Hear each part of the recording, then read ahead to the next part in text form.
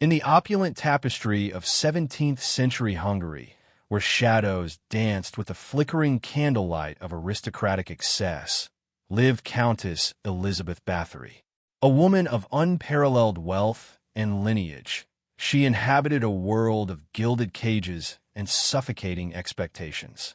Her beauty, once celebrated, became a battlefield in the relentless war against time.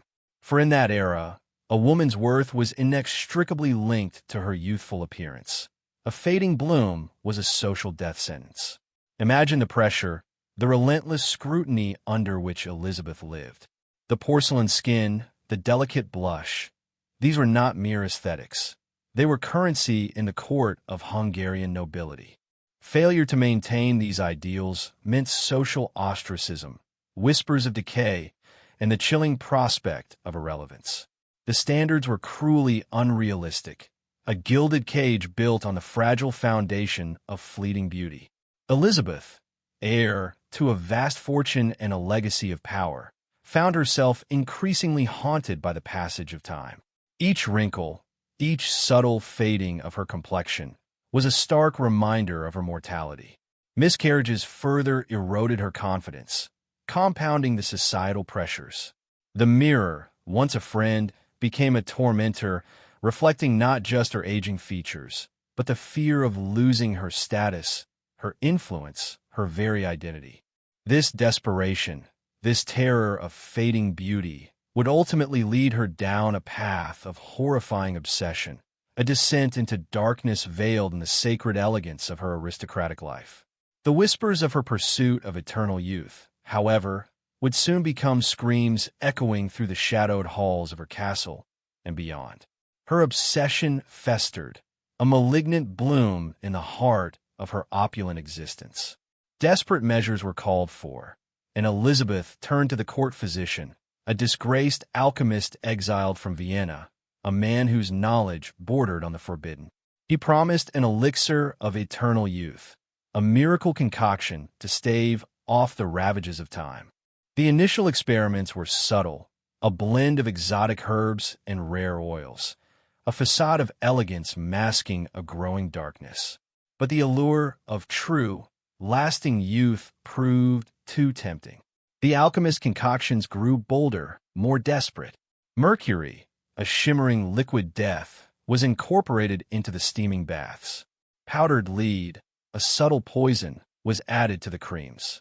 The scent of roses, once a symbol of beauty, now masked the stench of decay.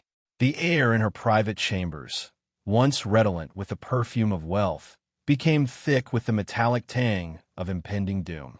The purifying spa, as Elizabeth termed it, was born, a subterranean chamber concealed beneath the castle, a sanctuary of horrifying secrets. Only the most elite women were invited, lured by the promise of unparalleled beauty, their innocence a sacrifice to the Countess's insatiable hunger for eternal youth. The weekly peeling rituals, initially involving gentle exfoliation, transformed into savage acts of brutality.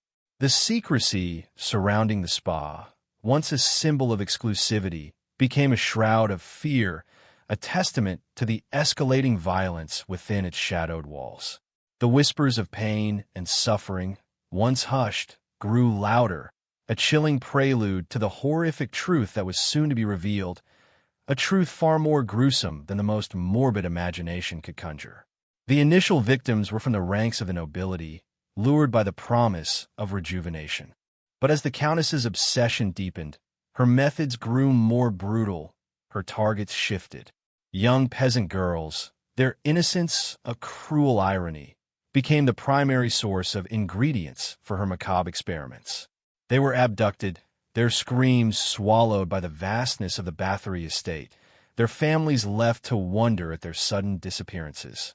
Confined within the castle walls, these girls faced a living hell. The spa treatments transformed into systematic torture. The steaming baths, once infused with exotic oils, now burned with mercury and lead, their skin blistering and peeling under the Countess's grotesque ministrations. The once delicate touch of the aristocrat became a brutal assault, each stroke of the brush leaving raw, bleeding wounds. Nails were ripped from their flesh, their screams echoing through the stone corridors, a chilling symphony of pain. Eyewitness testimonies, chilling fragments of their ordeal, paint a horrifying picture. The girls were subjected to unspeakable acts of cruelty, their bodies ravaged by the toxic concoctions. Medical journals of the time, though scarce and often veiled in euphemisms, hint at the horrors inflicted. The physical suffering was compounded by psychological torment, a calculated campaign of terror designed to break their spirits and silence their screams. Their youth, once a promise of life, was stolen, replaced by a slow, agonizing death. The castle, once a symbol of wealth and power, became a charnel house, its foundations soaked in the blood of innocence. And the Countess, once celebrated for her beauty, was transformed into a grotesque parody of her former self, her reflection a haunting testament to her monstrous obsession. The whispers began subtly, like the rustling of unseen wings in the dead of night. Maidens employed within the castle walls, their faces etched with a terror that transcended mere fear, shared hushed accounts of screams emanating from the subterranean spa.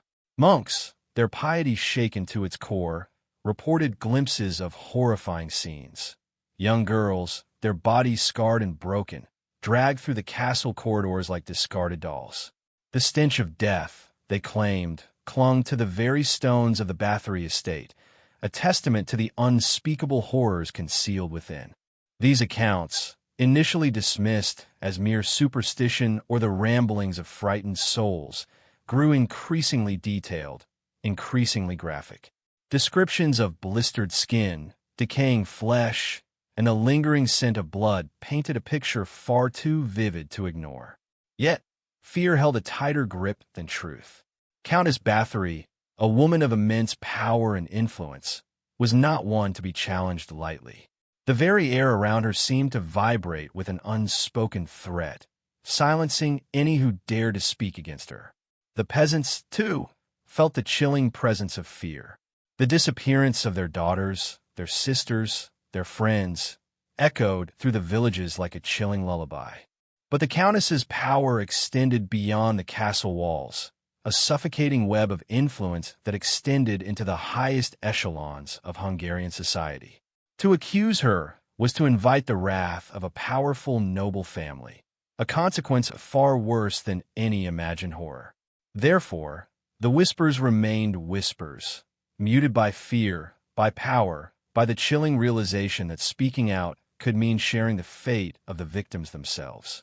The silence, however, was a fragile thing, poised to shatter under the weight of the truth. The whispers, once confined to hushed corners, finally reached the ears of those with the power to act. The Church, ever vigilant against heresy and wickedness, launched an official investigation. Supported by the Hungarian authorities, a team of investigators descended upon the Bathory estate, their arrival heralding the end of the Countess's reign of terror. What they uncovered was far beyond their darkest imaginings. The subterranean spa, once a sanctuary of grotesque beauty, was revealed for what it truly was, a chamber of horrors. The walls, stained with the blood of countless victims, bore silent witness to unspeakable acts of cruelty. The instruments of torture, implements of unimaginable barbarity, lay scattered amidst the debris, each a chilling testament to the Countess's depravity. The sheer scale of the crimes was staggering, the number of victims far exceeding the wildest estimations. The discovery of the torture chamber sent shock waves through the kingdom. The public, long subjected to the Countess's intimidating presence, reacted with a mixture of horror and outrage. The veil of aristocratic privilege was ripped away, revealing the monstrous truth beneath. The news spread like wildfire, transforming the once revered Countess into a figure of revulsion, a symbol of unchecked power and depraved obsession. The opulent castle, once a testament to wealth and status, became a monument to unspeakable evil, its grandeur serving only to amplify the scale of the Countess's horrific crimes. Her reign of terror was over, but the chilling legacy of her actions would forever haunt the annals of history. Even amidst the horrifying evidence, Countess Bathory clung to a twisted justification for her actions. She presented her gruesome experiments not as acts of depravity, but as a form of sacred rebirth, a pursuit of immortality through the ritualistic sacrifice of youthful vitality.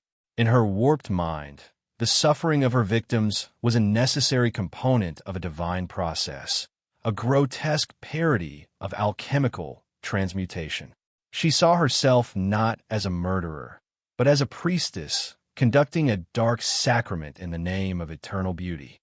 This delusional perspective, born from a potent cocktail of vanity, desperation, and perhaps even genuine madness, highlights the psychological complexity of her crimes. Her obsession with youth, fueled by societal pressures and the fear of losing her status, spiraled into a monstrous obsession that eclipsed all reason and morality. The line between reality and delusion blurred, transforming the horrifying reality of her actions into a twisted justification for her pursuit of an unattainable ideal. The contrast between her delusional worldview and the horrific reality of her crimes is stark and unsettling. While she saw herself as a practitioner of a sacred ritual, her victims experienced nothing but unimaginable pain and terror. Their screams, their pleas, their desperate struggle for survival. These were all dismissed as insignificant details in her self-serving narrative. This disconnect, this chilling chasm between perception and reality, underscores the terrifying power of delusion and the devastating consequences of unchecked obsession. The Countess's twisted belief system, a grotesque perversion of religious and alchemical ideals, served only to amplify the horror of her actions, leaving behind a legacy as chilling as it is unforgettable. The Countess's trial was a spectacle, a public unveiling of horrors that shook the foundations of Hungarian society. While spared the death penalty due to her noble status, she was imprisoned in her own castle, sealed within her chambers, a living monument to her own depravity. There, she remained until her death, a prisoner of her own monstrous obsession. Her story, however, transcended the confines of her prison walls, becoming a chilling legend that echoed through generations. The historical context of the Countess's crimes reveals a society grappling with issues of class, power, and the relentless pursuit of beauty. Her actions, though extreme, reflect a deeper societal obsession with youth and flawless appearance, a pressure that continues to resonate in modern times. The dangers of toxic beauty standards, amplified by the pervasive influence of social media, create a climate where individuals are driven to extreme measures in pursuit of an unattainable ideal. The Countess's story serves as a stark warning, a macabre reflection of the lengths to which some will go to conform to unrealistic expectations. The legacy of Elizabeth Bathory is not merely a historical footnote, it's a chilling cautionary tale. Her actions, while rooted in the superstitious beliefs and societal pressures of 17th century Hungary, resonate with contemporary anxieties surrounding body image, self-esteem, and the relentless pursuit of youth. Her story is a reminder of the devastating consequences of unchecked obsession, the dangers of toxic beauty standards, and the enduring power of societal pressures to shape individual behavior. The blood-soaked legacy of the Countess continues to haunt us, a stark reminder of the dark side of human ambition and the enduring power of societal expectations. The tale of Countess Elizabeth Bathory is more than just a historical horror story. It's a timeless warning. Her tragic descent into madness serves as a stark reminder of the dangers of unchecked ambition, the destructive power of societal pressures, and the devastating consequences of prioritizing superficial beauty over human life. Her story resonates across centuries, echoing in the modern obsession with youth and flawless appearance. The Countess's actions, born from a desperate desire to maintain her status and defy the natural aging process, highlight the insidious influence of societal expectations. The pressure to conform to unrealistic beauty standards, amplified by the pervasive reach of modern media, continues to drive individuals to extreme and often harmful measures. Bathory's story serves as a potent counterpoint to this pressure, a stark reminder of the price of chasing an unattainable ideal. Let us not forget the crucial lesson embedded within this chilling narrative: the importance of critical thinking. Before embracing any beauty regimen or health practice, question its origins, its claims, and its potential consequences. Be wary of promises of miraculous transformations, for the pursuit of eternal youth has historically led down treacherous paths. The Countess's story stands as a testament to the dangers of blindly following trends and succumbing to the allure of quick fixes. Her legacy should serve as a constant reminder. True beauty lies not in superficial perfection, but in the appreciation of our own unique, ever-evolving selves. Let her tale linger in your mind, a chilling reminder of the fragility of human vanity and the enduring power of critical thought.